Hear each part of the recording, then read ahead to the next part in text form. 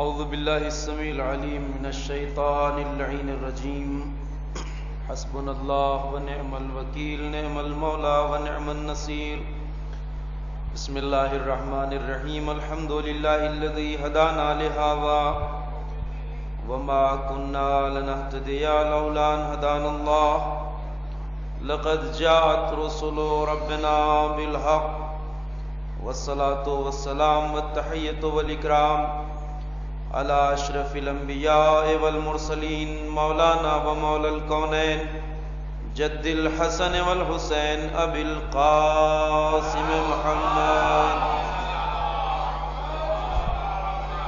وعلى آلہ الطیبین الطاہرین المعصومین المظلومین الذین اذهب اللہ عنہم الرجس وطہرہم تطہیرا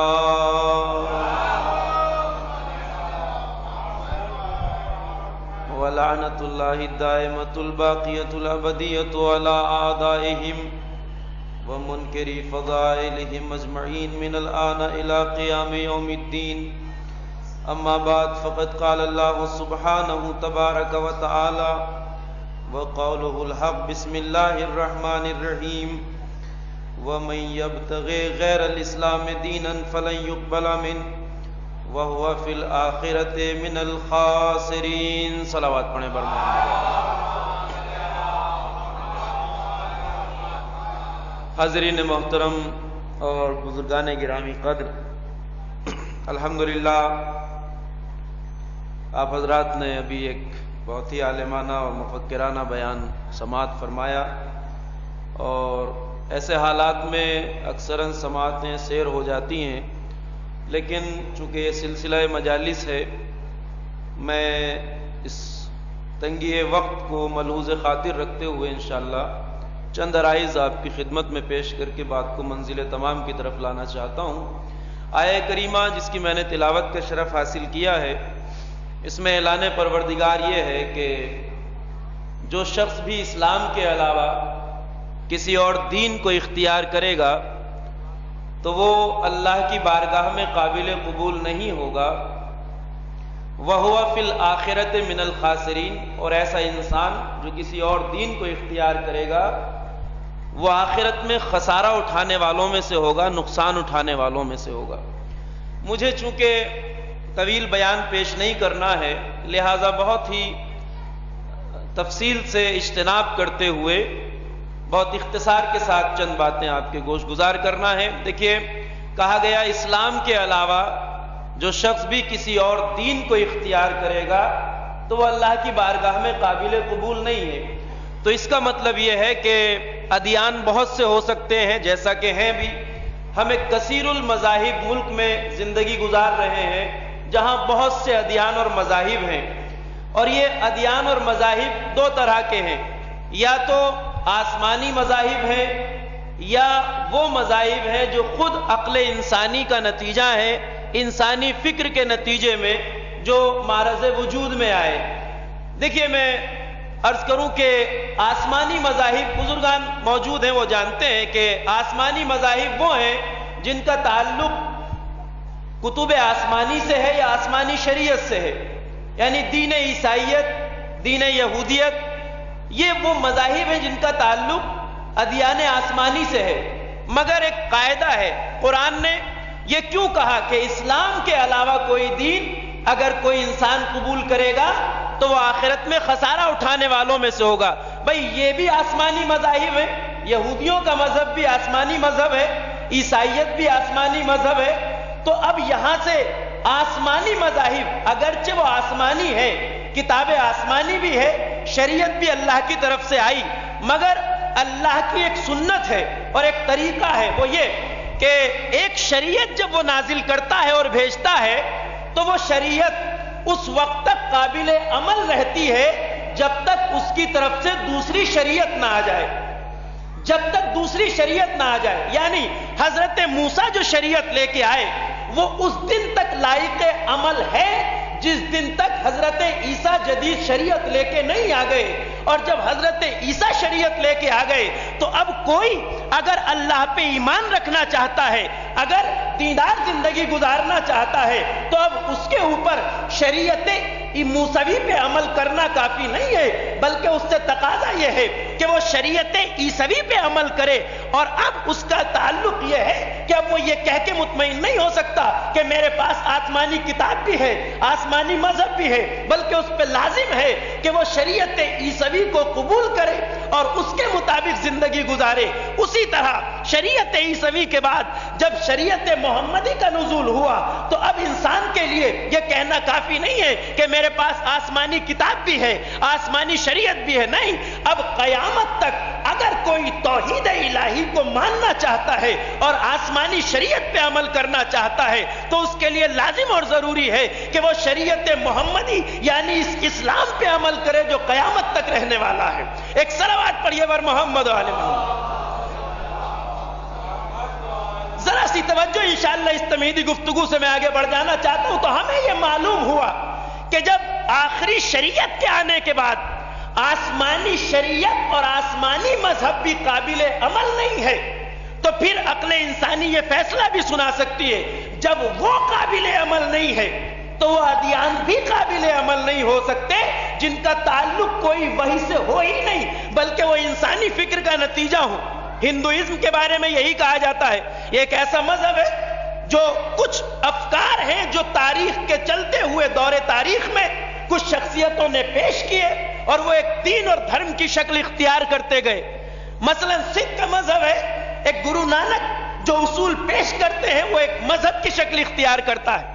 مہاتما گوتم بدھ کی سمجھ میں کچھ خیالات آتے ہیں، کچھ اچھی باتیں وہ پیش کرتے ہیں، وہ ایک مذہب کی۔ یہ تمام مذاہب کی بھیڑ میں انسان سے تقاضا اس بات کا کیا گیا ہے کہ عمل اور نجات اگر کسی دین سے وابستگی میں ہے تو وہ فقط دین اسلام ہے۔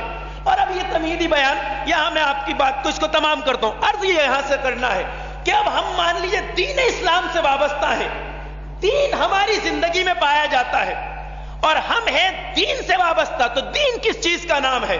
آیا ایک انسان کے لیے اتنا کہہ دینا کافی ہے کہ میں دین سے وابستہ ہوں، میرے پاس اسلام ہے، میں ایک شریعت کو مانتا ہوں؟ نہیں، کہنا کافی نہیں ہے۔ کبھی بھی دین اگر ہم نے قبول کیا ہے تو اس کا تقاضا یہ نہیں ہے کہ ہم صرف زبانی طور پہ کہیں کہ ہم دین سے وابستہ ہیں۔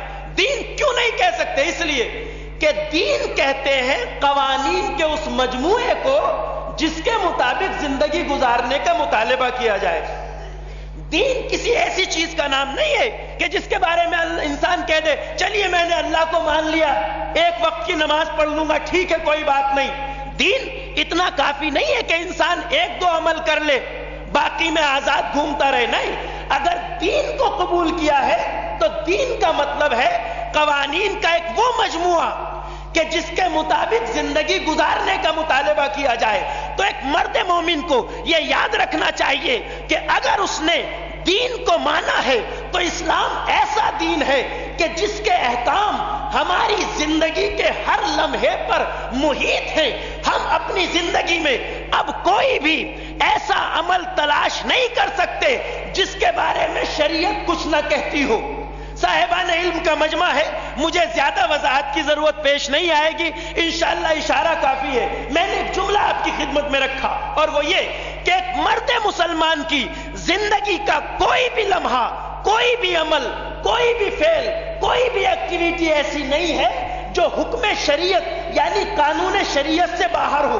توجہ فرمائیے گا اس بات پر، کہنا کافی نہیں ہے۔ کوئی بھی عمل ڈھونڈ لیجئے اپنی زندگی میں، اگر آپ انگلی رکھ کے یہ کہہ دیں یہ ایکٹیویٹی، یہ عمل جو میں اس وقت انجام دے رہا ہوں اس کے بارے میں شریعت نے کچھ نہیں کہا تو یہ ہو ہی نہیں سکتا، یہ نہیں ہو سکتا۔ اس لیے کہ شریعت نے جو احکام دیے، جس حکم کو اللہ نے ہم پہ اتنی تاکید کے ساتھ لاگو کیا کہ ہمیں اسے ہر حال میں کرنا ہی کرنا ہے، نہیں کریں گے تو گنہگار کہلائیں گے، اسے اصطلاح شریعت میں واجب کہا گیا۔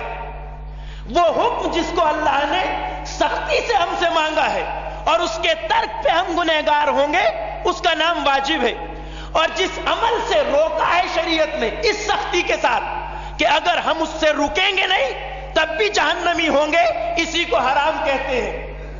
وہ عمل جسے سختی سے روکا گیا ہو جس سے، اور نہ رکنے پر جس کے بارے میں سزا کا اعلان ہے اسے حرام کہا جاتا ہے.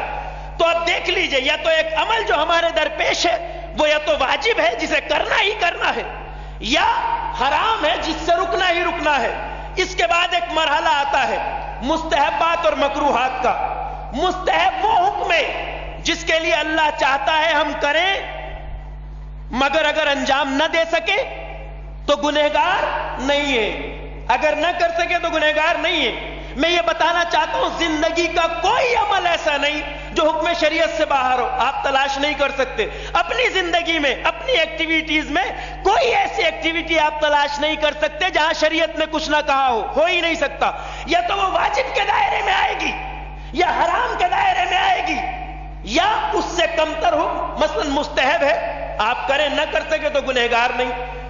یا اس کے بعد ایک چیز آتی ہے مکروہ، جس کے بارے میں اللہ چاہتا ہے کہ آپ نہ کریں، مگر اگر ہو جائے تو گناہ نہیں ہے، گناہ کبیرہ نہیں ہے اگر اس کو ترک نہ کر پائے، مگر اللہ چاہتا ہے. اب یہ 4 حکم ہو گئے جن کے بارے میں آپ دیکھیں گے کہ ہماری زندگی کے زیادہ تر احکام یا تو ان 4 کے دائرے میں آتے ہیں. اب میں نے جس لیے یہ بات چھیڑی اس کی وجہ یہ ہے، میں آپ سے عرض کروں، ایک 5واں حکم شریعت کا میں نے اس لیے کہا کہ ہماری زندگی کا کوئی عمل شریعت کے دائرے سے باہر نہیں. یہ 5ویں چیز لائق توجہ ہے.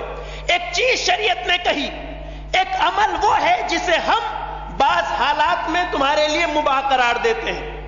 آپ مباح کے بارے میں مختار ہیں. مختار کس نے بنایا؟ شریعت نے. آپ اس پہ عمل کریں یا نہ کریں آپ کو اختیار ہے. مثلا عام طور پہ آپ ایک پانی کا بھرا ہوا گلاس یہاں رکھیں، میں ممبر پہ ہوں، اب یہ پانی عام حالات میں میں پیوں نہ پیوں یہاں یہ میرے لیے مباح ہے، میرے لیے مباح ہے. نہ شریعت کہتی ہے تم پیو واجب ہے، یہ نہیں کہتی شریعت، نہ حرام کہتی ہے، نہ مستحب کہتی ہے، نہ مکروہ، مباح ہے، ہم نے تمہارے لیے مباح قرار دیا ہے. اب میں اس لیے بات عرض کی کہ اس مباح کے اوپر بھی شریعت کی حکومت ہے. یہ مباح بھی شریعت کی حکومت کے دائرے سے باہر نہیں ہے، اس لیے کہ شریعت کو اختیار حاصل ہے کہ جیسے اس نے مباح قرار دیا ہے، اگر وہ شریعت کا تقاضا ہو تو بعض حالات میں یہی چیز میرے لیے پینا واجب بھی ہو سکتی ہے اور حرام بھی ہو سکتی ہے. غور فرمائیے، مثلا اگر میری جان پہ بنائے اور میری جان کا بچنا اسی ایک گلاس پانی پہ موقوف ہو تو اب میں یہ نہیں کہہ سکتا کہ مجھے اختیار ہے، مباح ہے. نہیں، اب شریعت کہتی ہے اس پانی کو پیو واجب ہے اور پی کے اپنی جان بچاؤ. اب اگر پیاسے مر گئے تو حرام میں مبتلا ہوئے. اور اگر یہ اب کچھ حکم نہیں ہے لیکن مباح کی حالت میں، مثلا ایک انسان یا جانور بھی اگر باہر پیاس سے مر رہا ہے اور یہ ابھی میرے لیے پینا مباح ہے، مگر اگر کوئی جانور بھی مر رہا ہے تو اب شریعت یہاں حکم بدل دے گی. پانی صرف یہی ہے، جان اسی سے بچ سکتی ہے، تو اب شریعت کہے گی تمہارے لیے یہ پانی پینا حرام ہے، اس جانور کو نجات دینا واجب ہے. توجہ فرمائی آپ نے. تو معلوم یہ ہوا کہ جو احکام مباح بھی ہیں وہ اس لیے مباح ہے کہ شریعت نے ہمارے لیے مباح کیے، شریعت کی حکومت ہے. بس عزیزو، کہنا یہ چاہتا ہوں کہ وہ انسان دین سے وابستہ ہے حقیقتاً جو چند اعمال میں دین کو نہ دیکھے، بلکہ اپنی زندگی کا ہر عمل کرنے سے پہلے ایک بار یہ سوچ لے کہ جس راہ میں قدم اٹھا رہا ہوں یہ واجب کے دائرے میں آتا ہے یا حرام کے، مکروہ ہے یا مستحب. بس واجب ہو تو گھر سے نکل جاؤ کہ عبادت ہے، حرام ہے تو گھر سے مت نکلو کہ یہ کار حرام ہے. ایک صلوات پڑھیے بر محمد و آل محمد. اور یہی وہ فلسفہ ہے دین کا. مذہب کے بارے میں دیکھیں، ایک بات کہی علماء نے. علماء کہتے ہیں کہ ہر سماج میں، ہمارے یہاں ایک بیماری عام ہے ہماری شیعہ سماج میں، کہ جس بستی دیہات یا قصبے میں آپ جائیے وہاں کچھ سمجھدار لوگ ملتے ہیں. سمجھداروں کی تعریف، یہ خطیب اعظم کا لفظ ہے، یہ سمجھدار جو انہوں نے فرمایا. ان کی صفت جانتے ہیں آپ کیا ہوتی ہے؟ ایک بات کہی عرفاء نے، علماء نے، کہ نیم حکیم خطرہ جاں، نیم ملا خطرہ ایمان. بڑی مصیبت آتی ہے اس وقت جب کسی کو دین کے بارے میں 4 باتیں معلوم ہو جائے اور پھر وہ اپنے سے بڑا کسی کو پڑھا لکھا نہ سمجھتا ہو. یہ بہت بڑی دشواری ہے ہمارے سماج میں. مذہب کے بارے میں 4 باتیں معلوم ہوئی نہیں کہ پڑھے لکھوں کی ناک میں دم کرنا شروع کر دیتے ہیں. سرکار یہ جیسے ہی خبر ملی کوئی مولانا مثلاً کوئی عالم دین بستی میں آئے ہیں، فوراً اپنے انہی سوالات کا پٹارا لے کے پہنچ جاتے ہیں جن کا جواب کہیں سے پہلے سے معلوم ہو جاتا ہے. آگے سرکار یہ بتائیے، جواب پہلے سے معلوم اپنی جیب میں رکھا ہے. ان کا اصل مقصد یہ ہوتا ہے کہ اگر عالم جواب نہ دے پائے تو یہ بغل بجا کے کہیں کہ قبلہ اس کا جواب یہ نہیں یہ ہے. یہ وہ سمجھدار طبقہ ہے جسے دین کی چند باتیں معلوم. مثلا رائج ترین سوال میں آپ کی خدمت میں عرض کروں، آپ جس بستی میں جائیے اس طرح کے افراد آئیں گے آپ کی خدمت میں. اچھا مولانا ماشاءاللہ کہاں سے تشریف لائے ہیں؟ خیریت سے ہیں؟ اچھا ماشاءاللہ. اچھا مولانا یہ بتائیے آپ کو پتا ہے مولا عباس کے گھوڑے کا کیا نام تھا؟ یا حضرت ام البنین کی دادی کا کیا نام تھا؟ یہ وہ عبقری سوالات ہیں جس کے اپنی زندگی سے کوئی جواب معلوم ہو تو اچھی بات ہے، نہ معلوم ہو تو اس میں کوئی حرج نہیں. نہ آپ کی عبادات پہ اثر پڑتا، نہ آپ کے دین پہ کوئی اثر پڑتا ہے. دین کی بات کبھی پوچھتا نہیں ہے، جس سے کوئی تعلق نہیں ہو اسے بار بار پوچھتا ہے. یہ وہ صورت ہے اس لیے کہ اسے کہیں سے جواب معلوم ہو جاتا ہے. تو یہ خرابی ہے. میں کہنا یہ چاہتا ہوں ہم جس مذہب سے وابستہ ہیں وہ مذہب عقل و شعور کا مذہب ہے، عقل و منطق کا مذہب ہے. یہ قرآن جس سے ہم تلاوت کرتے ہیں اگر ہمیں بار بار ہر مقام پر آپ دیکھیے محسوس کریں گے، آپ توجہ کریں گے تب بھی، توجہ نہ کریں گے تب بھی آپ دیکھیں گے کہ اکثر آیات قرآنی ان لفظوں پہ آ کے تمام ہوتی ہیں. ذرا سا آپ دیکھیے گا توجہ. افلا تعقلون، بے شمار آیتوں کے آخر میں یہ ٹکڑا آتا ہے افلا تعقلون یا افلا یعقلون یا افلا تتفکرون، افلا تتدبرون. سب کا مادہ، سب کا تعلق عقل سے. قرآن کہہ رہے تم عقل سے کام کیوں نہیں لیتے؟ قرآن پڑھ رہے ہو عقل سے کام کیوں نہیں لیتے؟ فکر کیوں نہیں کرتے؟ تدبر کیوں نہیں کرتے؟ یعنی گہرائی سے سوچتے کیوں نہیں ہو؟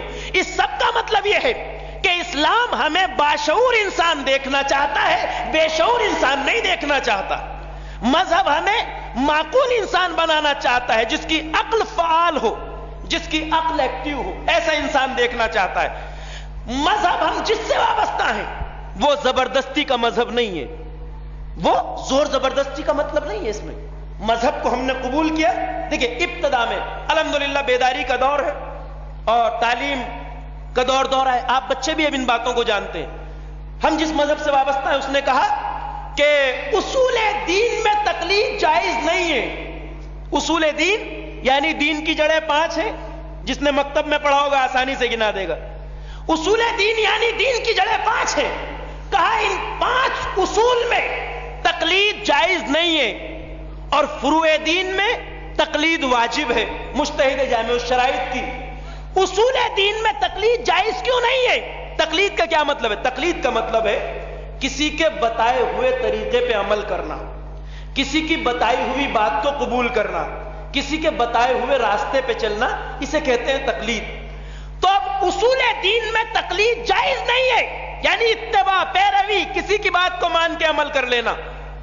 تو اب اگر ہم مسلمان ہوں اس لیے کہ ہمارے ابا جان مسلمان تھے تو اسلام ایسے اسلام کو قبول نہیں کرتا. ہم اگر مسلمان ہوں اس لیے کہ اماں مسلمان ہے تو ایسا اسلام دین کو قبول نہیں ہے. مذہب کہتا ہے نہیں، اس کے بارے میں تقلید نہیں، یعنی دیکھا دیکھی نہیں، بلکہ اپنی عقل سے پہلے توحید الہی پہ دلیل قائم کرو، پھر ہمارے وجود کو تسلیم کرو. توحید الہی، عدل الہی، یہ وہ مفاہیم ہیں جن کا ذکر نہیں ہوتا ہے. یہ ایک لمحہ فکریہ ہے ہمارے لیے، مگر ہمارے بچوں کے پاس ایک دلیل ہونا چاہیے. دیکھیں میں مفید بات کو عرض کرنے میں کبھی بھی جھجک محسوس نہیں کرتا ہوں، اگرچہ میں پہلی بار آپ کی خدمت میں حاضر ہوا ہوں، مگر جہاں تک بات کو پہنچا سکا پہنچاؤں گا. بقیہ گفتگو انشاءاللہ کبھی اور کسی اور موقع کے لیے اب کرنا چاہتا ہوں. دیکھیں مفید بات کو عرض کرنے میں کوئی حرج نہیں. بزرگوں سے معذرت، آج اگر ہمارے معاشرے میں کسی سے پوچھ لیا جائے کہ آپ اللہ کو مانتے ہیں؟ کہاں مانتے ہیں؟ کا دلیل، تو یقین مانیے اکثریت ہماری دلیل نہیں دے سکتی. وجود الہی پہ دلیل اکثریت کے پاس نہیں ہے. خاص طور سے ہمیں توجہ دینا چاہیے اس بات کی طرف. اصول دین وہ ہے جس میں تقلید جائز نہیں، دیکھا دیکھی نہیں. سماج اللہ کو مانتا ہے تو ہم بھی مانتے ہیں، گھر والے مانتے ہیں تو ہم بھی مانتے ہیں. دلیل ہونا چاہیے اللہ کے وجود پہ. آج ہم سے دلیل مانگ لی جائے، ہمیں اپنے بچوں کی تربیت ایسے کرنا چاہیے. وہ بچے جو یہاں موجود ہیں جوان, وہ ایک بات لے کے جائیں, اس لیے عرض کر رہا ہوں, مجھے کچھ اور کہنا ہے مگر مفید بات تک ترک نہ ہو جائے. ایک بات لے کے جائیں, ہمارے پاس اللہ کی توحید پہ دلیل ہونا چاہیے. کیوں مانتے ہو؟ اگر ہم سے کوئی مطالبہ کر لے. کہتے ہیں علامہ ہلی کا زمانہ تھا. علامہ ہلی کا نام آپ کے لیے ناشنا نہیں ہے, ایک عظیم شخصیت مذہب کی. کہا علامہ کا دور ہے اور ایک دہریہ حاکم اسلامی کے دربار میں آتا ہے. بات بچکانا ہے, بچوں کے لیے, بزرگوں سے معذرت. کہتا ہے کہ میں کائنات کے لیے نہ کسی خالق کا وجود مانتا ہوں نہ ہی کسی چلانے والے کا. نہ اس کائنات کا کوئی بنانے والا ہے نہ مدبر ہے. میں تو مانتا ہوں یہ کائنات خود بنی ہے, خود چل رہی ہے. آپ مجھے قائل کیجئے کہ کوئی اس کا بنانے والا یا چلانے والا ہے تو میں مان لوں, مگر میری عقل نہیں مانتی. دلیل کہتے ہی اس چیز کو ہے جس کے آگے عقل سرے تسلیم خم کر دے. توجہ فرما رہے. اب ایسی بات دیکھیں, ہم سے بھی تقاضا یہ نہیں ہے کہ ہم جائیں صاحب بہت بڑی فلسفے یا منطق کی لمبی چوڑی دلیلیں لائیں. نہیں, کائنات کا ذرہ ذرہ خالق کے وجود کا پتہ دیتا ہے, اس لیے دلیل چاہے بالکل سامنے کی ہو مگر دلیل ہونا چاہیے عقیدے کے لیے, دلیل ہونا چاہیے. تو کہتے ہیں کہ علامہ ہلی کے زمانے میں وہ آیا دہریہ. اس زمانے میں حاکم اسلامی نے اپنی مملکت کے بڑے بڑے دیّر علماء کو دربار میں بلا لیا کہ بھائی اس کو سمجھاؤ اللہ کا وجود. کہتے ہیں سب نے بڑی بڑی دلیلیں دی اسے. کسی نے برہان انی قائم کی, کسی نے برہان لمی قائم کی, اور جتنی بھی کچھ لمبی چوڑی اصطلاحیں ہیں, مگر وہ ہر ایک کے جواب میں کہتا رہا میری عقل نہیں مانتی, میری عقل نہیں مانتی, میری سمجھ میں نہیں آتا. ایک ناستک ہے, دہریہ ہے, کیسے قائل کریں گے آپ؟ دلیل ہونا چاہیے. کہتے ہیں جب سب تھک گئے تو حاکم نے پوچھا بھائی اب کیا ہو, اور بھی کوئی عالم ہے مملکت میں؟ تو بادل ناخواستہ کسی نے دبی زبان میں کہا کہ حضور ایک عالم اور ہے مملکت میں, سنا ہے پڑھے لکھے ہیں, ویسے رافضی ہیں, مگر آپ چاہیں تو بلا لیجئے, شاید کچھ کر سکے. کہا کون؟ کہا علامہ ہلی کہتے ہیں ان کو. پیغام گیا, وقت معین کیا گیا, آپ دربار میں آئیں گے, جیسے اوروں نے بحث کی آپ بھی آ کے بحث کریں, قائل کریں اس کو. بات بچوں کے لیے ایک بات لے کے جائیں, دلیل ہونی چاہیے. کیسی دلیل جس کے آگے عقل سر تسلیم خم کر دے. کہتے ہیں وقت معین کیا گیا, مثلا 12 بجے مجھے یہاں حاضر ہونا ہے. دربار سج گیا, حاکم بھی بیٹھ گیا, لوگ بھی آ گئے, دہریہ بھی ایک طرف بیٹھا ہے, اور اب انتظار ہے کس کا؟ علامہ ہلی کا. 1 گھنٹہ گزرا, 2 گھنٹے گزرے, 3 گھنٹے, مگر ابھی علامہ کا کوئی عطا پتہ نہیں ہے. بڑی دیر گزر گئی. اب آپ جانتے ہیں مجمع کا کیا عالم ہوتا ہے, جتنی زبانیں اتنی باتیں. اگر میں یہاں 12 بجے مجھے آنا چاہیے تھا اور میری 3 بجے تک کوئی خبر نہ ہوتی تو آپ کیا کیا کہتے؟ کوئی کہ ہمیں یار عجیب مولوی ہیں, عجیب آدمی ہیں, وعدہ کرتے ہیں وعدے کا پاس نہیں. وہی وہاں ہر آدمی بے چین ہے دربار میں, اور سب سے زیادہ جو تپا ہوا ہے وہ یہ دہریہ ہے, کروٹیں بدل رہا ہے. یکایک علامہ ہلی نہیں پلاگر آتے ہوئے دکھائی دیے, اور اب جیسے ہی تاریخ کے جیسے ہی علامہ نے دربار میں قدم رکھا تو اور تو خیر صبر کر گئے, مگر سب سے پہلے بگڑ کے یہ دہریہ بولتا ہے, اما حضرت حضور یہ کون سی بات ہے, آپ اپنے کو عالم کہتے ہیں, پڑھا لکھا, آپ کو یہ بھی پتہ نہیں جو وقت دیا جاتا ہے آدمی کو اس وقت پہ آنا چاہیے, کون سی بات ہو گئی, گھنٹوں سے آپ کے انتظار میں. کہا بھائی بات کوئی خاص نہیں ہے, مگر یہ ہے کہ جو وقت معین تھا تمہارے اور ہمارے درمیان, میں اسی وقت پہ یہاں پہنچنے کے لیے گھر سے نکلا, مگر میرا گھر دریا کے اس پار پڑتا ہے, دریا کا پاٹ چوڑا ہے, عام طور سے یہاں آنے کے لیے کشتی کی ضرورت ہوتی ہے. آج عجیب اتفاق ہوا کہ جب میں اس طرف آیا تو آج کوئی کشتی نہیں تھی جو مجھے ادھر لا کے چھوڑتی. 1 گھنٹہ گزرا, 2 گھنٹے گزرے, لیکن آج کوئی کشتی وہاں نہیں آئی. یکایک بھائی عجیب واقعہ یہ ہوا, ابھی کچھ دیر پہلے میں نے دیکھا کہ آسمان سے سطح دریا پہ کچھ تختے گرے, لکڑیاں گری اور کچھ کیلیں گری, میخیں, اور میرے دیکھتے دیکھتے وہ تختے جڑنے لگے, وہ کیلیں ٹھکنے لگی, اور دیکھتے دیکھتے کشتی بن کے تیار ہو گئی. اور جب بھائی میں نے دیکھا کشتی بن گئی تو میں نے اس میں قدم رکھے, میں جب بیٹھ گیا تو وہ کشتی چلنے لگی. اب اس نے مجھے ادھر لا کے چھوڑا ہے تو میں آیا ہوں. یکایک جب اتنا کہا تو اب یہ دہریہ کھلکھلا کے ہنسا, کہا حضور اب تک تو آپ کو وعدہ خلاف سمجھ رہا تھا, اب سمجھتا ہوں کہ شاید آپ کی عقل میں بھی کچھ فطور ہے. تو جو فرما رہے, تو علامہ نے بڑی معصومیت سے کہا تجھے میری عقل میں کیوں فطور نظر آتا ہے؟ کہ سرکار کبھی ایسا ہو سکتا ہے کہ پانی کی سطح پہ لکڑیاں گرے, تختے گرے, کیلے گرے، خود ہی وہ تختے جڑنے لگے، آپ کے دیکھتے دیکھتے کشتی بن کے تیار ہو جائے، آپ بیٹھے اور یہاں اتر آئے۔ میاں کبھی ایسے ہو سکتا ہے؟ بس علامہ نے کہا تیرے سامنے 3 گھنٹے منطق بگھارتا، فلسفہ بگھارتا، شاید تیری سمجھ میں نہ آتا، مگر بتا جب تیری عقل یہ ماننے کے لیے تیار نہیں کہ بغیر بنانے والے کے کوئی کشتی بن سکتی ہے، کوئی کشتی چل سکتی ہے، تو تیری عقل کیوں نہیں مانتی اتنے بڑے نظام کائنات کا کوئی بنانے والا بھی ہے اور چلانے والا بھی؟ ایک صلوات پڑھیے بر محمد و آل محمد۔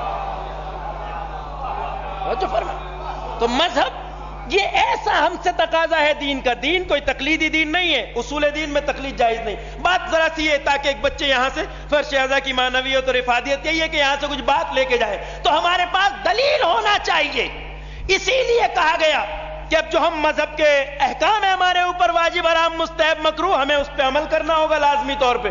اچھا وہ جو سمجھدار طبقہ ہے جسے 4 باتیں معلوم ہو جاتی ہیں، میں نے اس لیے بات عرض کی، وہ بڑا اس لیے خطرناک ہوتا ہے۔ اب آپ نے کہا صاحب نوجوان کو دیکھا کہ ماہ رمضان ہے اور چوراہے پہ کھڑے ہوئے کھا رہے ہیں، کسی بزرگ نے واقف شریعت نے آگے بڑھ کے کہا بیٹا ماہ مبارک رمضان ہے، اچھی بات نہیں، آپ چوراہے پہ کھڑے کھا رہے ہیں، واجب ہے روزہ رکھنا، یا وقت اذان ہے بیٹا مسجد کا رخ کیجئے، یہاں کہاں گپے ہانک رہے ہیں؟ تو ایک جواب وہ دیتے ہیں کہ ہم کیا کریں، شریعت خود کہتی ہے لا اکراہ فی الدین۔ آپ عجیب بات کر رہے ہیں، شریعت تو کہتی ہے دین میں کوئی زبردستی نہیں ہے، یہ کون سی زبردستی ہے کہ یہ کرو یہ نہ کرو؟ ہم تو ہماری سمجھ میں نہیں آتا۔ کس نے کہا بھئی یہ غلط بات ہے کہ یہ نہیں حقیقت ہے، آیت قرآنی ہے لا اکراہ فی الدین، دین میں کوئی زبردستی نہیں ہے، آپ سب جانتے ہیں دین میں کوئی زبردستی نہیں۔ اس کا کیا مطلب ہے کہ یہ آیت کریمہ ہمیں اعمال اور احکام شریعت کو چھوڑنے پہ جری بنانے کے لیے ہے؟ لا اکراہ فی الدین، دین میں تو کوئی زبردستی نہیں۔ آپ کہتے ہیں یہ واجب چھوڑو گے تو جہنمی، یہ حرام کرو گے تو جہنمی، سمجھ میں نہیں آتا۔ دیکھیے توجہ فرمائیے، یہ آیت اس مقام کے لیے نہیں ہے، یہ آیت اس مقام کے لیے ہے۔ یعنی قرآن کہتا ہے ہم کسی کو زبردستی مسلمان نہیں بناتے، کسی کی گردن پکڑ کے ہم توحید کا کلمہ نہیں پڑھواتے، ہم کہتے ہیں پہلے عقل سے سمجھو، اگر سمجھ میں آئے تو قبول کرو، سمجھ میں نہ آئے تو کہیں بھی ٹھوکرے کھاؤ، مگر جب مذہب کو مان لیا تو ہمارے ہر حکم پہ عمل کرنا لازم ہے، چاہے وہ واجب ہو یا مستحب، حرام ہو یا مکروہ۔ توجہ فرما رہے ہیں آپ؟ میں مثال سے بات واضح کروں بچوں کے لیے۔ دیکھیے آج ہمارا ایک نوجوان جب کوئی ڈگری حاصل کرتا ہے پڑھ لکھ کے، تو اس کی ایک کوشش یہ ہوتی ہے کہ اسے کسی باہر کے ملک میں اسے جاب مل جائے، بڑی کمپنی میں۔ کیوں چاہتا ہے صاحب ایسا؟ یہ اپنے ملک میں محنت کی، پڑھا لکھا، جانا چاہتا ہے باہر، امریکہ، کینیڈا، یورپ، نہ صحیح گلف۔ کیوں جانا چاہتا ہے؟ کہ صاحب وہاں امکانات حیات بھی اچھے ہیں، وہاں رہنے سہنے کا انتظام بھی اچھا ہے، سڑکیں بھی اچھی ہیں، جگہ بھی اچھی ہے، سیلری بھی اچھی ہے، ہر چیز ہمارا فائدہ ہی فائدہ۔ اس کی عقل نے بتایا وہاں جا کے رہوں گا تو میرا فائدہ ہی فائدہ ہے، ہر طرح سے فائدہ ہے۔ اب آپ جانتے ہیں جو لوگ امریکہ مثلا چلے جاتے ہیں، ان کی پہلی کوشش یہ ہوتی ہے کہ سب کچھ اچھا ہے تو پھر ہمیں یہاں کی نیشنلٹی مل جائے۔ گرین کارڈ کے لیے جو مارا ماری لوگ کرتے ہیں، جو حربے اختیار کرتے ہیں، وہ آپ جانتے ہوں گے۔ مثلا ایک انسان نے اپلائی کیا کہ مجھے امریکن نیشنلٹی مل جائے، خوش قسمتی سے ہمیں نیشنلٹی دے دی گئی، ہم ہو گئے امریکن سٹیزن، لیکن مزاج ہمارا وہی ہندوستانی، جہاں چاہا کیلا کھایا، چھلکا پیچھے اچھال دیا، جہاں لکھا ہو کوڑا ڈالنا منع ہے وہیں پہ سب سے زیادہ ڈالیں گے۔ تو یہاں تو چلتا ہے سب، مگر وہاں نہیں چلتا۔ نیشنلٹی ہمیں مل گئی، اور اب ذرا سی خطا ہم سے ہوئی، کیا کہ یہاں کی طرح ہم نے بھی کیلا کھایا، چھلکا اچھال دیا۔ نتیجہ کیا؟ پیچھے سے پولیس والا آیا، کلائی پکڑ لی، سرکار پہلے اسے اٹھا کے ڈسٹ بن میں ڈالیے، کوڑے دان میں، اور اب جرمانہ بھریے یا جیل کی ہوا کھائیے۔ جرم کتنا سا ہے؟ ایک کیلے کا چھلکا اچھالنا۔ اور اب ایسے موقع پہ ہم اکڑ کے کہیں اما یہ کون سی زبردستی ہے؟ یہ ذرا سی بات پہ آپ ہمیں جرمانہ لے رہے ہیں، جیل ڈالیں گے۔ کہا سرکار سنیے، جب نیشنلٹی لینے نہ لینے کی بات تھی تب ہم آپ کے دروازے پہ نہیں آئے تھے کہ آ جائیے یہاں رہنا قبول کر لیجئے۔ آپ کو اچھا لگا، پسند آیا، سب کچھ مناسب لگا، آپ نے یہاں رہنا قبول کیا۔ اب جب یہاں کی شہریت قبول کر لی ہے تو ہمارے ملک کا آرڈر چاہے بڑا ہو یا چھوٹا سب پہ عمل کرنا ہے، وگرنہ سزا کھانی ہوگی۔ ایک صلوات پڑھیے بر محمد علیہ۔ یہی فلسفہ شریعت کا ہے۔ دین کسی کی گردن پکڑ کے مسلمان نہیں بناتا. توحید وہ چیز نہیں ہے جسے کسی سے زبردستی منوایا جائے. دین کہتا نہیں لا اکراہ فی الدین، دین میں کوئی زبردستی نہیں ہے، اس لیے کہ دین عقل و شعور اور منطق کا دین ہے. دین کہتا ہے پہلے عقل. اسی لیے یہ کہا جاتا ہے کہ اسلام معقول انسان کو چاہتا ہے، نامعقول بھیڑ جمع نہیں کرنا چاہتا. دین اسی چیز کا نام ہے. اگر اسلام چاہے مکتب جس سے ہم وابستہ ہیں، دامن وقت میں چونکہ گنجائش نہیں ہے، مجھے اس بات کا خیال رکھنا ہے، لہذا میں عرض کروں دین جس سے وابستہ ہیں، جس شریعت سے ہم وابستہ ہیں. دیکھیں مذہب، ایک بات یہاں سے کہنا چاہتا ہوں گریز کے لیے کہ مذہب نے ہمیں جو احکام دیے ہیں، واجب ہو یا حرام، مکروہ ہو یا مستحب، ایک بات ذرا دو دو چار کی طرف فیصلہ کیجئے کہ اللہ نے ہم پہ یہ کیوں لاگو کیے. مثلا اگر ہم اس کا ایک واجب عمل کر لیں تو کیا وہ سر فخر سے اونچا کرتا ہے کہیں کہ دیکھو کتنے بندے ہیں جو میرا حکم مان رہے ہیں، یا نافرمان اس کا کچھ بگاڑ لیتے؟ نہیں. اللہ کو ہماری بندگی کی آیا ضرورت ہے؟ وہ یہ چاہتا ہے کہ زمین پہ میرے سجدہ کرنے والے ہوں، میری نمازیں پڑھنے والے ہوں؟ سوال ہے، بہت بڑا سوال. اللہ نے ہم سے عبادت کیوں مانگی؟ آیا اپنے فائدے کے لیے؟ کیا اسے ہمارے سجدوں بندگی کی ضرورت ہے؟ ہمیں بھوکا رکھنا چاہتا ہے وہ رمضان میں؟ نہیں، اس لیے کہ وہ ذات واجب الوجود ہے، اس کے یہاں ضرورت نام کی کوئی چیز نہیں. وہ بے نیاز مطلق ہے، اسے نہ ہمارے سجدوں کی ضرورت، نہ بندگی کی، نہ ہمارے روزوں کی ضرورت، نہ طواف کی. پھر کیوں کرانا چاہتا ہے؟ صبح صبح گرم بستر چھڑوانا کتنی بڑی قیامت ہے. اے رب کائنات، کیوں ہے اتنی سختی تیرے احکام میں؟ تو کیا ہے تقاضا سرکار؟ کیا اللہ تعالی کوئی مثلا کسی علاقے کا ایک وہ ہے نیتا جو مثلا قوت میں، دیکھیے جہاں ناقص طاقت ہوتی ہے وہاں عوام کے سپورٹ سے طاقت بڑھتی بھی ہے گھٹتی بھی ہے، لیکن اللہ مطلق طاقت کا مالک ہے. پورے روئے زمین پر موجود سارے انسان اگر اللہ کرنے لگے تو اس کی طاقت میں اضافہ ممکن نہیں، اس لیے کہ وہ قدرت کاملہ کا مالک ہے، وہاں بڑھوتری نہیں ہو سکتی. اور اگر روئے زمین پہ جو چند اللہ کا نام لینے والے ہیں یہ بھی اس کا ذکر چھوڑ دیں تو اس کی طاقت میں کوئی کمی نہیں آ سکتی. وہ قدرت کاملہ کا مالک ہے. یہ انسان سب مل کے بھی اس کا کچھ نہیں بگاڑ سکتے. پھر وہ بندگی کیوں چاہتا ہے؟ توجہ فرما رہے ہیں، کیوں چاہتا ہے؟ یہ ایک بہت اہم سوال ہے. دیکھیے کیا ہوتا ہے صاحب، وارڈ ممبر کا الیکشن لڑا ہم نے، محلے والوں نے ہمیں ووٹ دیے تو ہماری پاور بڑھی، کیونکہ ہم ناقص طاقت کے مالک ہیں تو لوگوں کا سپورٹ جو ہے وہ ہمیں طاقتور بناتا ہے. بڑے دائرے میں انسان بستی کا چیئرمین بن جاتا ہے، پاور بڑھتی ہے. ایم ایل اے بنتا ہے، پاور بڑھتی ہے. جتنا جتنا لوگوں کا سپورٹ بڑھتا ہے، ایم ایل اے تک، ایم پی تک چلا گیا، لوگوں کا سپورٹ جتنے وسیع دائرے میں ملا اتنا ایک ناقص طاقت رکھنے والے کی طاقت بڑھتی ہے. لوگوں کا سپورٹ اسے طاقتور بناتا ہے. مثلا کسی ٹی وی چینل والے نے خفیہ آپریشن کیا اور ہمیں زیر میز رشوت لیتے ہوئے دکھا دیا گیا، اگلے الیکشن میں ایک ووٹ بھی نہیں پڑا، اوقات پھر وہیں آ گئی جہاں سے چلے تھے. تو یہ ہوتا ہے ناقص طاقت والوں کے ساتھ کہ لوگوں کا سپورٹ طاقت کو بڑھاتا بھی ہے اور سلب بھی کر لیتا ہے، مگر وہ قدرت کاملہ کا مالک ہے. لوگوں کی بندگی نہ اس کی طاقت بڑھاتی ہے اور نہ نافرمانی اس کا کچھ بگاڑتی ہے. پھر اس نے بندگی کیوں چاہی؟ وہ بتانا چاہتا ہے ہم نے چونکہ تمہیں شعور دیا ہے، جس دن تمہاری عقل سمجھنے کے لائق ہو جائے گی تو تم یہ سمجھ جاؤ گے کہ بندگی کو ہم نے اپنے فائدے کے لیے نہیں مانا، بلکہ ہم نے اس میں تمہارا فائدہ رکھا ہے. جتنا ہمارے احکام پہ عمل کرتے چلے جاؤ گے اتنا ہی تمہیں بلندیاں حاصل ہوتی چلی جائیں گی. ایک صلوات پڑھیے بر محمد.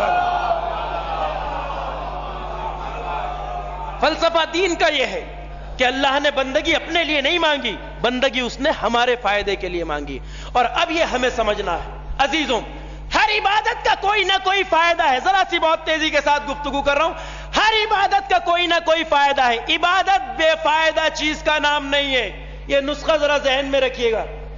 عبادت فائدہ رکھتی ہے، بے فائدہ چیز کا نام عبادت نہیں ہے. فائدہ ہے ہمارے لیے، اگرچہ آج ہماری عقل ان سارے فائدوں کو نہ جانتی ہو، مگر دین کا ہر عمل ہمارے لیے ایک فائدہ رکھتا ہے. اگر ہم حرام سے بچتے ہیں کتنا فائدہ ہے اس میں. آج بعض فائدوں کو لوگ سمجھ سکتے ہیں، علمی ترقیاں وضاحت کر رہی ہیں اس بات کی. اور بعض واجبات وہ ہیں جس کا فائدہ ہمیں ملتا ہے. توجہ فرمائیے گا. تو ہم کوئی بھی عبادت کرتے ہوں اس کا ہمارے لیے ایک فائدہ ہے. واجب پہ عمل کرنا بھی عبادت, حرام سے بچنا بھی عبادت ہے. تو عبادت فائدہ رکھتی ہے. توجہ فرما رہے ہیں آپ, عبادت فائدہ رکھتی ہے. اب میں یہاں ذرا اس گروہ کے لیے عرض کرتا ہوں کہ نماز کا کیا فائدہ بتایا قرآن نے. بے شمار فائدوں میں ایک فائدہ بہت سامنے کا قرآن نے بتایا. الصلاۃ تنہا عن الفحشاء والمنکر. نماز انسان کو فحشاء, منکرات, برائیوں سے, بری باتوں سے, برے کاموں سے روکتی ہے. واضح اعلان ہے قرآن کا, کوئی شک کسی کو نہیں ہو سکتا. قرآن کا وعدہ ہے نماز برائیوں سے روکتی ہے, بدکاریوں سے روکتی ہے, فحشیات سے روکتی ہے انسان کو.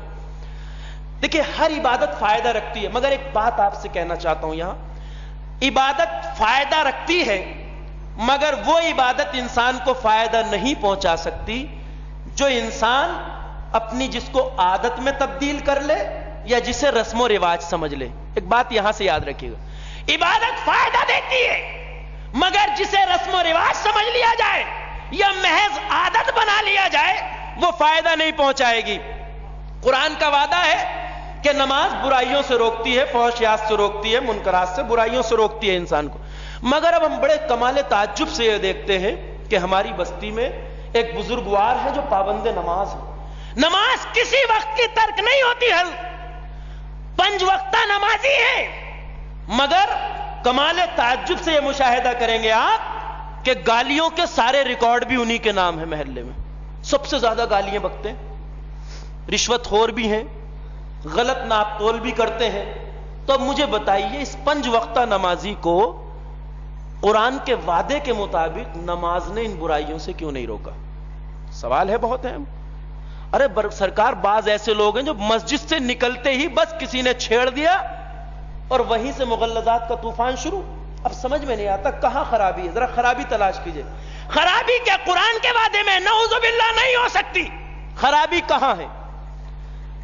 ہم نے کہا چچا ماشاءاللہ اللہ مبارک کرے آپ بڑے پابند نماز ہے, نماز آپ کی کوئی قضا نہیں ہوتی. تو ذرا جملوں پہ غور کیجئے گا. ایک بات وہ ہمیشہ کہتے ہیں, ارے بیٹا بس یہی تو خاص بات ہے, ہماری تو عادت ہے ادھر اذان ہوئی ادھر ہم بستر چھوڑ دیتے ہیں, وقت نماز ہو جائے اور ہم جب تک نماز نہ پڑھ لیں ہمیں چین نہیں آتا.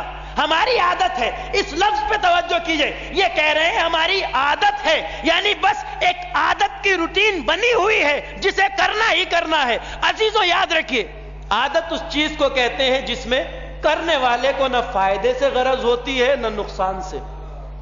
عادت اس چیز کا نام ہے. میں مثال دوں آپ کی خدمت میں. گورنمنٹ آف انڈیا نے ایک آرڈر دیا کہ جتنے بھی تمباکو کے پروڈکٹ آئیں اس پہ آپ ایک چیتاونی لکھیے کہ یہ تمباکو کا استعمال صحت کے لیے مضر ہے. ٹھیک ہے صاحب, پہلے چیتاونی لکھی ہوئی آتی تھی, مگر چونکہ سارے پینے والے پڑھے لکھے نہیں ہیں تو اس لیے اب گورنمنٹ نے کہا کہ اس کے 60% اسپیس جو اس کا ہے پیکٹ کا سگریٹ کے یا بیڑی کے, اس پہ آپ گردے اور پھیپڑے چھاپیے. آپ دیکھ رہے ہوں گے کہ اس پہ گردے پھیپڑے بنے ہوئے ہیں. اسی پہ ایرو کا نشان بنا کے دکھایا کہ سرکار کھا رہے ہیں آپ ٹھیک ہے مگر اس سے کینسر ہو سکتا ہے. یاد رکھیے روزانہ دنیا میں لاکھوں لوگ لقمہ اجل بن جاتے ہیں اسی کی وجہ سے. یہ جو نوجوان ہمارے منہ میں پڑیا ڈال رہے ہوتے ہیں نا کھول کے, اس پہ ایک بچھو کا نشان بنا, وہ سیمبل ہے, علامت ہے کینسر کی, جو ہمیں بتا رہا ہے کہ ڈال رہے ہو منہ میں مگر یاد رکھو کینسر ہو سکتا ہے. ساری چیتاونی لکھ کے بھی بتا دی گئی, بنا کے بھی دکھا دی گئی. ہم نے ایک پورے پینے والے سے پوچھا بھائی جب اتنا خطرہ ہے اتنا نقصان ہے تو آپ اسے چھوڑتے کیوں نہیں؟ سیم وہی جواب دے گا کہ سرکار کیا کرے, یہ تو ہماری عادت ہے, جب تک نہ پی لیں ہمیں چین نہیں آتا. تو اس کا مطلب یہ کہ عادت اس چیز کا نام ہے جس میں انسان کو نہ فائدے سے غرض نہ نقصان سے. بندگی عادت کا نام نہیں ہے, بندگی عبادت کا نام ہے. اگر یہ انسان جو 5 وقت مصلی پہ آتا ہے اسے صرف اپنے لیے عادت نہ بنائے بلکہ اسے عبادت سمجھ کے انجام دے تو اسے مصلی نماز پر اگر ایک لمحے کے لیے بھی احساس ہو جائے میں اس ذات کی بارگاہ میں حاضر ہوں جو نہ گالیوں کو پسند کرتا ہے, نہ جو فسق و فجور کو پسند کرتا ہے, نہ جو بے ایمانی کو پسند کرتا ہے, تو یاد رکھیے یہ صرف مصلی نماز پہ عبادت گزار نہیں ہوگا بلکہ سماج میں آئے گا تب بھی عبادت گزار ہوگا, معاشرے میں ہوگا تب بھی عبادت گزار ہوگا. ایک صلوات پڑھیے بر محمد علیہ. استقبال ایام ازا کے لیے ہم اور آپ تیار ہیں. اب میرا یہ سوال ہے ذرا سا کہ جس فرش عزا پہ ہم بیٹھے ہیں یہ کون سا عمل ہے؟ آیا یہ عبادت ہے یا نہیں ہے؟ عبادت؟ کوئی منکر ہے اس بات کا کہ یہ عبادت نہیں ہے؟ نہیں، اس فرش عزا پہ آنا بھی عبادت ہے اور بہت بڑی عبادت ہے، بلکہ عبادتوں کی قبولیت کی ضمانت ہے یہ فرش عزا جو فرمائے۔ مگر کبھی ہم نے یہ سوچا کہ جب ہر عبادت کا کوئی فائدہ ہوتا ہے تو ہماری زندگی میں فرش عزا کا فائدہ کیا ہے؟ ذرا سی توجہ، اگر ہم اس کو غور نہیں کریں گے تو ہم وہ فائدے حاصل نہیں کر سکتے جہاں یہ شریعت اور یہ دین ہمیں پہنچانا چاہتا ہے۔ کہیں ایسا تو نہیں کہ ہمارے اکثر سماج کی نظر میں ماہ محرم مجالس اعزا ایک رسم و رواج میں تبدیل ہو گئی ہوں؟ کہیں میرا نوجوان اپنے شہر سے جہاں پہ رہتا ہے وہاں سے محرم کا چاند دیکھ کے رخت سفر باندھتے ہوئے یہ تو نہیں سوچتا کہ چلو جیسے دوسری قوموں کے تہوار آتے ہیں ہمارے یہاں بھی محرم آ گیا۔ اگر ایسی سوچ ہے تو ہم مجلس اعزا کے اس فائدے کو پوری طرح حاصل نہیں کر پائیں گے جو ہے اس فرش اعزا کا۔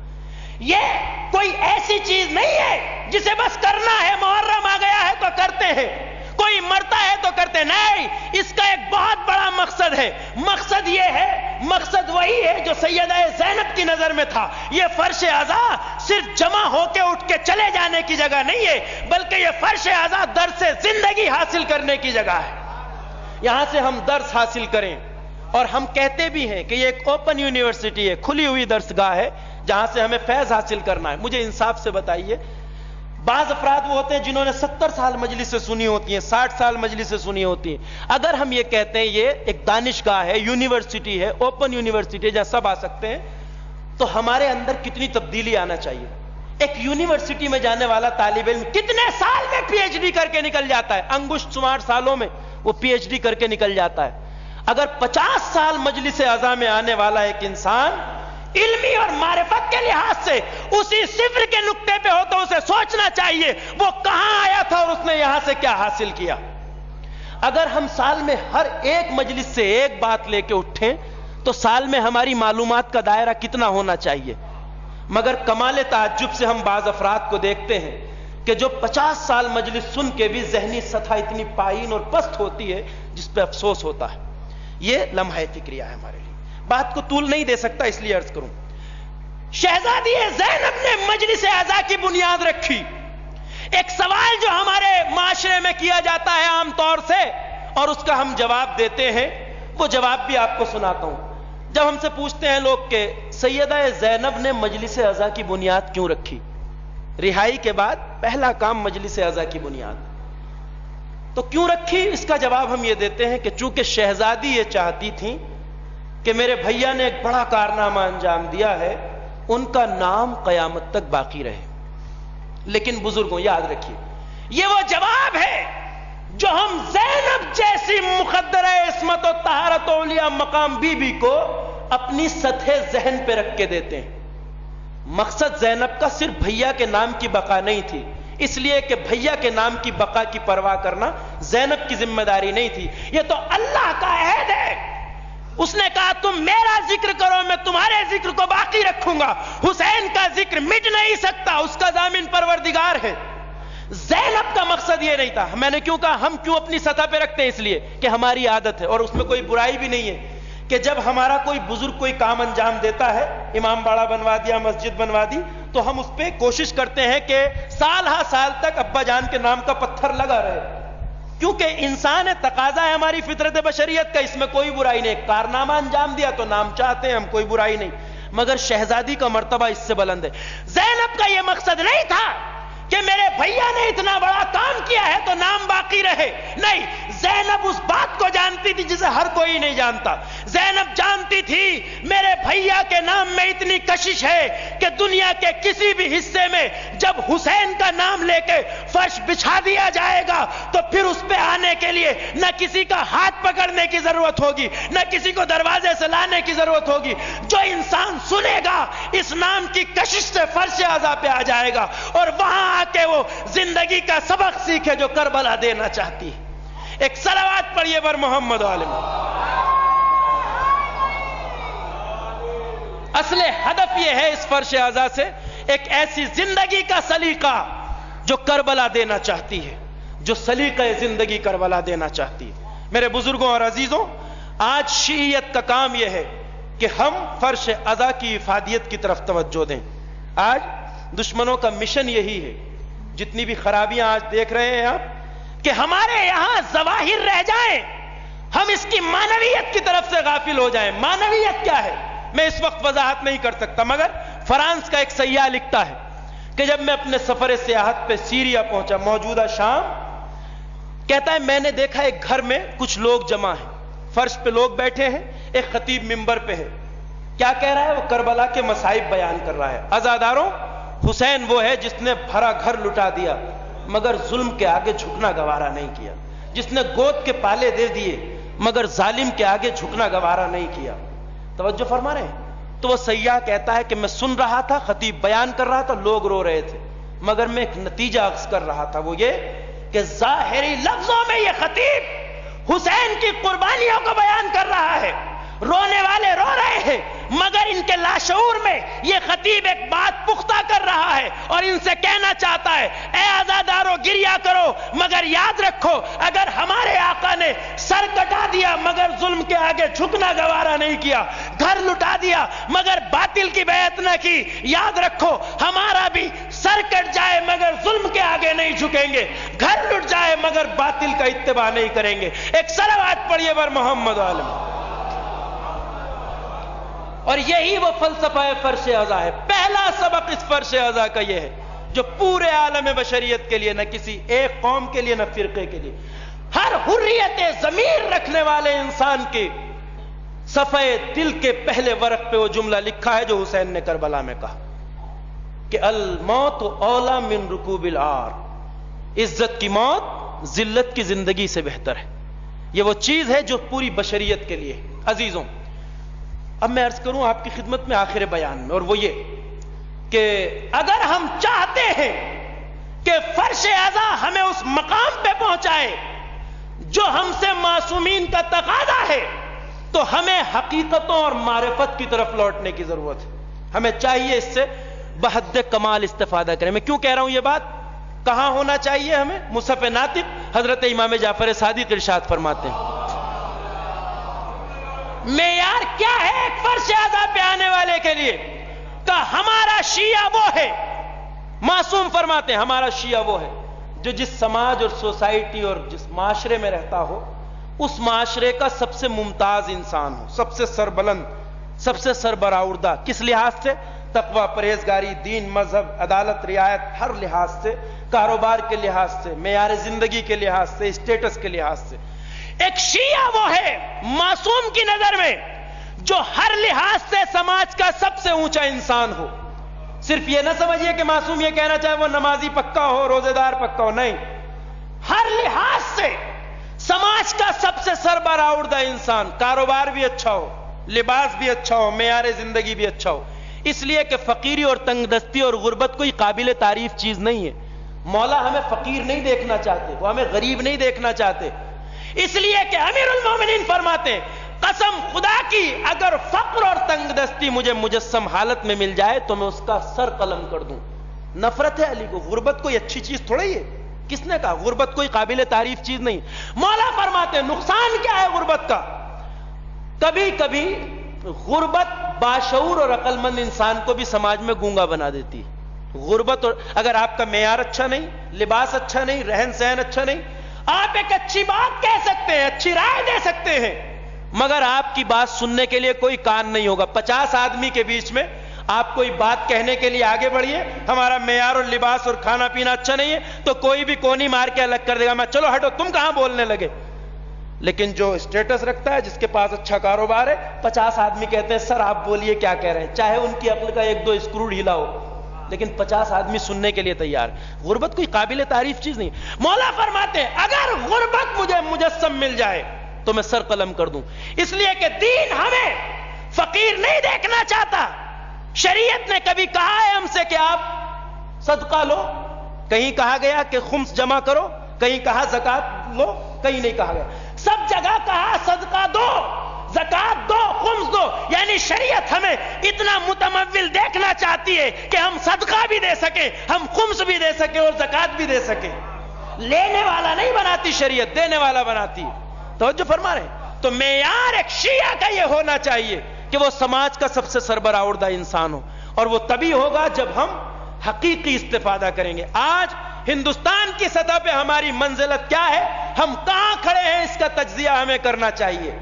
آج سماجی طور پہ، سیاسی طور پر ہندوستان میں اثر انداز ہونے کے اعتبار سے ہماری قوم کا کیا کردار ہے، اس کا ہمیں دن رات تجزیہ کرنا چاہیے۔ اس لیے کہ شیعہ وہ نہیں ہے جو ظلم کے سامنے سر جھکا کے جیتا ہو، شیعہ وہ ہے جو سر اٹھا کے جینا جانتا ہو۔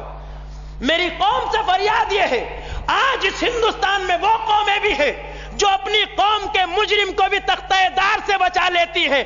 آج ہم اپنے کسی بے قصور کو بھی جیل سے نہ چھڑا سکے تو یہ لمحہ فکریہ ہے ہمارے لیے۔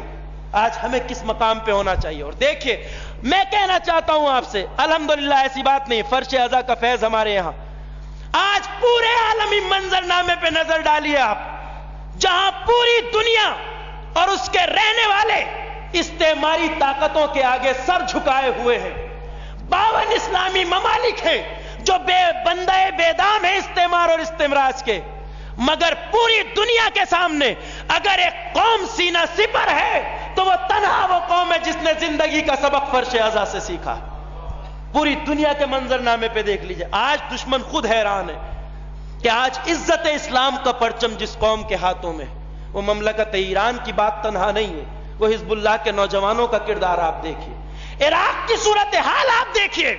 آج اگر عزت اسلام کا پرچم کسی کے ہاتھ میں ہے تو یہی قوم ہے جس نے زندگی کا سلیقہ فرش ازا سے سیکھا۔ اور آج اگر عالمی حالات میں بدلاؤ ہے، تغیر ہے، تو اس کی وجہ صرف شیعت ہے۔ وہ کام جو ہم نے 32 سال پہلے انجام دیا، اسے آج ہم سے سیکھ کے دوسری قومیں کر رہی ہیں۔ آپ سمجھتے ہیں کیا لیبیا میں معمر قذافی یوں ہی چلا گیا؟ کیا فرعون مصر حسن مبارک جو 32 سال سے سریر مملکت پہ حاکم تھا وہ یوں ہی خاک میں مل گیا؟ نہیں، اس کی وجہ ہے آج سارے عالم عرب میں ان سارے ظالموں کی کرسیاں ہل رہی ہیں۔ وجہ یہ ہے کہ آج عرب کا نوجوان، دیکھیے یہ تجزیہ ہے، رپورٹس میں بات آئی ہے کہ عرب ملکوں میں جب سروے کیا گیا ایک آدمی کے لیے جس کا نام سید حسن نصر اللہ ہے، حزب اللہ لبنانی، تنہا ایک شیعہ نوجوان کے بارے میں جب سروے کیا گیا، ان قوموں کے بیچ جنہیں دن رات یہ بتایا جاتا ہے کہ شیعہ دین سے خارج ہیں، ملحد ہیں، مشرک ہیں، ان قوموں کے بیچ جب ایک فرزند عاشورہ کے بارے میں سروے کیا گیا تو نتیجہ یہ معلوم ہوا، آج 90% عرب نوجوان سید حسن نصر اللہ کو اپنے لیے آئیڈیل اور نمونہ مانتے ہیں۔ یہ اسی کردار کا لوہا ہے، اور یہی میں کہنا چاہتا ہوں، آج یہ عرب میں بیداری بلا وجہ نہیں ہے، بلکہ عرب کا نوجوان اپنے حاکم کے گریبان پہ آج ہاتھ ڈال کے پوچھتا ہے، بتاؤ اے ظالموں، جب ایک چھوٹی سی قوم ظلم کے مقابل سر بلند ہو سکتی ہے تو ہم اتنے سارے مل کے کیوں نہیں سر بلند ہو سکتے؟ اگر آج ان کے گرنے کا راز ہے تو یہ ہے جو ہم نے 32 سال، ہم نے 2500 سالہ شہنشاہیت کو زمین میں ملایا، آج وہ 32 سال سے سریر مملکت پہ قابض حاکموں کو گرا رہے ہیں۔ وجہ صرف وہ ہے، یہ ہمارے کردار شیعیت سے سیکھ رہے ہیں، اور وہ جانتے ہیں دشمن اگر عالم اسلام میں عزت اور سربلندی کی کوئی رمق باقی ہے تو وہ اسی شیعیت کی وجہ سے باقی ہے۔ ہم نے کردار پیش کیا، ہم نے کوئی پوائنٹ آج تک دشمنوں کو نہیں دیا۔ حزب اللہ کے مٹھی بھر جوانوں نے اس سپر پاور کو ہرایا ہے جو 6 جنگیں عربوں کو ہرا چکی، 6 جنگیں، جس کے اسلحوں کی تبلیغات اور پروپیگنڈا دن رات دنیا میں کیا جاتا ہے۔ آپ دیکھیے ڈسکوری اور دوسرے چینلوں پہ بتایا جاتا ہے اسرائیل کے پاس یہ اسلحہ ہے، یہ اسلحہ ہے، یہ اسلحہ ہے، اس طرح مار کرنے والے، دن رات جس کے بارے میں پروپیگنڈا ہوتا ہے۔ 33 دن کی جنگ میں ایک ایسی شکست فاش تھی کہ اس کے زخم ابھی تک اسرائیل چاٹ رہا۔ یہ وہی درس ہے جو اس فرش ازا سے ملتا ہے۔ فرش ازا ہمیں اس مقام پہ لے جانے کے لیے، اکثریت نہیں ہے شیعوں کی لبنان میں، سب سے اقلیتی طبقہ ہے، اقلیت در اقلیت، سب سے زیادہ عیسائی ہیں لبنان میں، اس کے بعد برادران اہل سنت، اس میں اقلیت در اقلیت شیعہ ہیں۔ مگر آج جب دنیا کے منظرنامے پہ لبنان کہا جاتا ہے تو سیدھے طور پر حزب اللہ لبنان اور شیعہ آل محمد سمجھ میں آتے ہیں۔ آپ اگر یہ کہیں کہ ہماری ہندوستان میں تعداد کتنی ہے، تعداد کسی چیز کا نام نہیں ہے۔ اس معیار کو کربلا نے توڑ دیا، بتایا کہ کوئی بھی معیار تعداد سے حاصل نہیں ہوتا بلکہ کردار سے حاصل ہوتا ہے۔ ایک صلوات پڑھیے بر محمد و آل محمد۔ کردار معیار ہے، تعداد معیار نہیں۔ یہ کہہ کے چپ ہو کے گھر میں نہ بیٹھ جائیے اس ہندوستان میں اتنی بڑی آبادی میں ہماری گنتی کتنی، نہیں، گنتی سے کچھ نہیں ہوتا۔ کربلا میں صرف 72 کردار تھے عزاداروں۔ حسین کردار لے کے آئے تھے۔ اگر چاہتے حسین، اگر لشکروں پہ بھروسہ کرنا ہوتا تو فوجیں لا سکتے تھے، مگر جانتے ہیں کربلا میں بہت سی باتیں آج چونکہ پہلی بار آپ کی خدمت میں حاضر ہوا تھا کہنا چاہتا تھا، مگر دامن وقت میں گنجائش نہیں، انشاءاللہ کبھی توفیق حاصل ہوئی تو پھر آپ کی خدمت میں عرض کروں گا۔ بہت سی باتیں میری رہ گئی ہیں جو میں بیان کرنا چاہتا تھا اس بیان میں۔ سنیے، حسین کربلا میں کردار لے کے آئے، اس لیے کہ کردار وہ چیز ہوتی ہے جو ایک کردار لاکھوں کے اوپر بھاری ہوتا ہے۔ حسین 72 کردار لائے، مگر بتانے کے لیے کہ جنگیں، عظمتیں کردار سے حاصل کی جاتی ہیں، تلواروں سے نہیں۔ یاد کیجئے عزادارو، آپ نے سنا ہے 2 محرم کو جب قافلہ حسینی وارد کربلا ہوا، منزل تمام مصائب کے چند فقرے کہوں گا، مجلس تمام ہو جائے گی۔ تاریخ کربلا کہتی ہے جب 2 محرم کو حسین کا قافلہ وارد میدان کربلا ہوا، میں کردار کی بات کر رہا ہوں، سنیے گا، تو اب ہر ایک دن کے بعد، چند گھنٹوں کے بعد ایک نیا لشکر کربلا کے بن میں لشکر یزید کا آتا تھا۔ آپ نے سنا ہے 2 محرم کے بعد کسر سعد کا لشکر آیا، کبھی خولی کا لشکر، کبھی شمر کا لشکر، ہر لشکر کوئی 10,000 افراد پہ مشتمل، کوئی 15,000 افراد پہ مشتمل فوجی آتے ہیں کربلا میں۔ اور اب تاریخ کربلا کہتی ہے ہر تازہ دم لشکر جب وارد کربلا ہوتا تھا، تازہ دم لشکر، تازہ دم گھوڑے، تو یہ ملعون ایک کام انجام دیتے تھے۔ روایات میں لکھا ہے کہ یہ نیا آنے والا 10,000 کا 15,000 کا لشکر حسین کے خیموں کے چاروں طرف اپنے تازہ دم گھوڑوں کو اس طرح سرپٹ دوڑاتے تھے کہ زمین کربلا تھرانے لگتی تھی۔ تازہ دم گھوڑے، 10,000 کا لشکر خیام حسینی کے چاروں طرف جب وہ گھوڑے دوڑتے تھے تو کربلا کی زمین تھرانے لگتی تھی۔ خیام حسینی میں اس طرح لرزہ طاری ہوتا تھا، تاریخ کہتی ہے کہ ننھے ننھے بچے خوف کے مارے اپنی ماؤں کی آغوش میں چمٹ جاتے تھے۔ سوچئے خیموں میں ننھے بچے کتنا ڈرے ہوں گے، ننھے ننھے بچے خوف کے عالم میں ماؤں کی آغوش سے چمٹ جاتے تھے۔ ایسے عالم میں حسین کی بہن زینب ایک بار اپنے بھیا کے خیمے میں آتی، کہتی ہیں ماں جائے ظالم کا لشکر پہ لشکر آ رہا ہے، بھیا فوجوں پہ فوجیں آ رہی ہیں۔ ایک کہا تھا زینب نے، آپ نے سنا ہوگا، میں کہنا چاہتا ہوں، ماں جائے دشمن کی فوجیں آ رہی ہیں، لشکر آ رہی ہیں، بھیا کیا ہماری مدد کے لیے کوئی نہیں آئے گا؟ تو مظلوم کربلا نے اپنی بہن کو ایک جواب دیا تھا جو آپ نے ضرور، بہن زینب صبر کرو ہمارا مددگار بھی آئے گا۔ کہاں ہزاروں کے لشکر آ رہے ہیں، اس کے مقابل میں بہن کہتی ہے بھیا کیا ہمارا مددگار کوئی نہیں آئے گا؟ بھیا نے کہا بہن صبر کرو ہمارے لیے بھی مدد آئے گی۔ جانتے ہیں آپ، زینب نے سن لیا، آقا نے کہہ دیا، آیا کون؟ تنہا ایک بوڑھا حبیب ابن مظاہر جسے خط لکھ کے حسین نے بلایا تھا، کہے میرے حبیب آؤ حسین کربلا میں تنہا ہے۔ کون آیا عاشور کے دن؟ ایسا بوڑھا جس کی کمر خمیدہ تھی، بھویں لٹک چکی تھی، آیا، آ گیا کربلا میں۔ اب آپ نے کہیں پڑھا ہے تاریخ میں کہ زینب پھر آئی ہو اپنے بھیا کے پاس، کہا او بھیا روزے عاشور آ گیا، آپ نے کہا تھا مدد آئے گی، کہاں آیا؟ اس لیے کہ بھیا کے مقصد کو بہن بھی جانتی تھی۔ حسین لشکر کی بات نہیں کر رہے تھے، حسین بتانا چاہتے تھے تاریخ کو، زمانہ یاد رکھے، حسین کی طرف حبیب جیسا ایک کردار آ جائے تو حسین ہزاروں کے لشکر پہ بھاری سمجھتا ہے۔ حسین کربلا میں کردار لے کے آئے تھے۔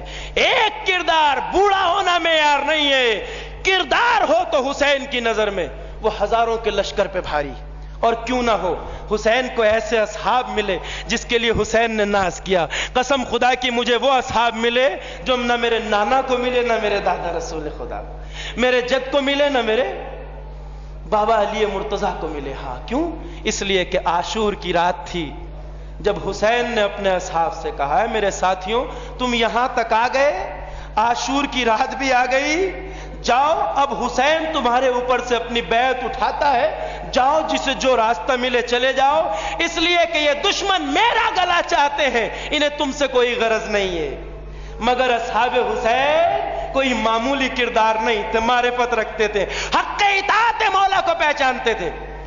کوئی جب نہ اٹھا تو کہتے ہیں حسین نے چراغ خیمہ بجھا دیا، تاریکی میں کسی کو پتہ نہ چلے کون پہلے اٹھا ہے۔ کہا چلے جاؤ، اگر تنہا نہیں جانا چاہتے تو میرے اقربا میں سے کسی کا ہاتھ پکڑو اور چلے جاؤ۔ مگر جب حسین کو خیمے میں کہیں کسی کے اٹھنے کی آہٹ محسوس نہ ہوئی تو ایک عجیب بات کہی، غور کیجئے گا، یہ بات کا موضوع ہے۔ مگر حسین نے ایک جملہ کہا، اے میرے ساتھیوں، اگر تم یہ سمجھتے ہو مجھے چھوڑ کے چلے جاؤ گے تو جنت نہیں ملے گی، جاؤ چلے جاؤ، حسین تمہاری جنتوں کی بھی ضمانت لیتا ہے۔ مگر جب کوئی نہ گیا تو چراغ خیمہ جلایا تو کیا دیکھا؟ جانا تو دور کی بات، اصحاب باوفا اپنے گلوں پہ ننگی تلواریں رکھے ہیں اور کہہ رہے ہیں آقا آپ جانے کی بات کرتے ہیں، ذرا حکم دیجئے، ہم اپنی تلواروں سے گلے کاٹ لیں گے مگر آپ کو چھوڑ کے نہ جائیں گے۔ بس عزادارو اتنا سنا حسین نے تو کہا اگر نہیں جانا چاہتے ہو تو سنو، اے بریر اگر نہیں جانا چاہتے تو سنو، کل کربلا میں تمہارا لاشا بھی زمین پہ ہوگا، اے مسلم ابن اوسجا کل تم بھی قتل ہو جاؤ گے، اے زہیر قین کل تم بھی قتل ہو جاؤ گے۔ محضر شہادت حسین نے سنانا شروع کیا، ایک ایک صحابی کا نام لیا۔ تاریخ کہتی ہے جو صحابی اپنا نام سنتا تھا چہرہ دمکنے لگتا تھا۔ یکایک حسین نے محضر شہادت کے بعد ایک بات کہی، اے میرے اصحاب سن لو، کہیں تاریخ کل یہ نہ کہہ دے حسین نے بتایا نہیں تھا۔ سنو، کل جب ہم سب قتل ہو جائیں گے تو ہمارے خیموں میں آگ لگے گی، ہمارے خیموں میں آگ لگے گی اور سیدانیوں کے سر سے ردا چھنے گی۔ اور سنو، جس کی غیرت کو یہ گوارا نہ ہو کل اس کی کوئی مخدرہ کربلا میں سربراہ نہ ہو تو وہ عاشور کی رات اپنے اہل خانہ کو قبیلہ بنی اسد میں چھوڑ دے۔ کیوں کہا حسین نے عزادارو؟ اس لیے کہ اپنی جان قربان کرنا ایک مرحلہ ہے، بہت سخت ضرور ہے، مگر غیرت داروں کے لیے اس سے سخت مرحلہ مخدرات کا سربراہ نہ ہونا ہے۔ کہا جس کا دل چاہے، کیوں؟ اس لیے کہ حسین نے بھی جب نانا نے کہا تھا میرے لال میرا دین بچانے کے لیے تمہیں اپنی جان دینا ہوگی، جانتے ہیں کتنی سخت منزل ہے بیردائی، تو حسین نے کہا تھا نانا میں اپنا گلا دے دوں گا۔ کہا تھا بیٹا اکبر جیسا جوان بیٹا، کہا نانا دے دوں گا۔ کہا اکبر جیسا گل بدن شہزادہ، کہا نانا دے دوں گا۔ کہا قاسم جیسا بھتیجا، کہا نانا دے دوں گا۔ کہا عباس جیسا کڑیل جوان بھیا بے ساختہ، کہا تھا نانا دے دوں گا۔ کہا گود کا پالا اصغر، کہا نانا دے دوں گا۔ مگر جب حسین سے کہا بیٹا زینب و ام کلثوم کی بیردائی تو ایک بار کو حسین بھی خاموش ہو گئے تھے۔ کہا نانا کہ میری بہنوں کی بیردائی کے بغیر نہیں، کہا نہیں میرے لال، تو تب کہا تھا نانا حسین آمادہ ہے۔ یہی بات عاشور کی رات حسین نے کہی، ہم تو شہید ہو جائیں گے مگر کل سروں سے ردا چھنے گی۔ شیخ تفسیر میں لکھا ہے ایک صحابی خیمے کے ایک کونے سے اٹھا، رات کا سناٹا تھا، اپنی زوجہ کے حجرے میں اپنی زوجہ کے خیمے میں آیا اور آ کے کہتا ہے اے کنیز خدا اپنا سامان باندھ لے، میں تجھے قبیلہ بنی اسد میں چھوڑنا چاہتا ہوں۔ روایت کہتی ہے اس مخدرہ نے تڑپ کے کہا کہاں سے آ رہے ہو، کیا بات ہے؟ کہا میں کہاں سے، میں مولا کے خیمے سے آ رہا ہوں، مولا نے ہمیں محضر شہادت سنا دیا۔ کہا مبارک ہو، کہ کل ہم کربلا میں قتل ہو جائیں گے۔ کہا مبارک، پھر کیا چاہتے ہو؟ کہا مگر ساتھ ساتھ مولا نے یہ کہا ہے ہماری شہادت کے بعد خیمے جلیں گے، سر سے ردائیں چھنیں گی۔ تیری بے ردائی کا تصور میرے دل کو تڑپا رہا ہے، میں تجھے چاہتا ہوں قبیلے میں چھوڑاؤں۔ اتنا سنا اس بی بی نے تڑپ کے کہا ارے تجھے میری بے ردائی کا خیال آ گیا، مگر یہ نہ سوچا جب ردائیں چھنیں گی تو زینب بھی سربراہ نہ ہوگی، ام کلثوم کی ردا بھی چھنے گی۔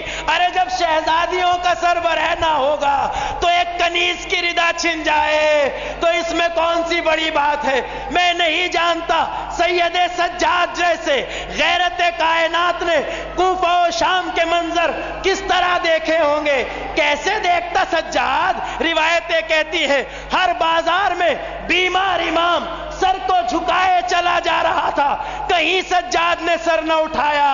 یہی تو وجہ تھی جب بعد کربلا پوچھنے والے نے پوچھا آقا سب سے زیادہ مصیبتیں کہاں پڑی، تو نہ کربلا، نہ اکبر کی شہادت، نہ قاسم کی شہادت، تڑپ کے ایک ہی جواب دیتا تھا بیمار، الشام الشام الشام وسيعلم الذين ظلموا أي منقلب ينقلبون إنا لله وإنا إليه راجعون۔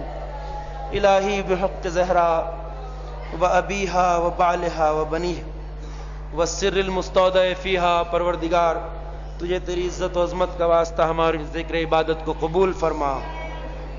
معبود تجھے واسطہ تیری عزت و عظمت کا ہمارے دلوں میں معرفت و محبت و عشق اہل بیت کو زیادہ سے زیادہ فرما۔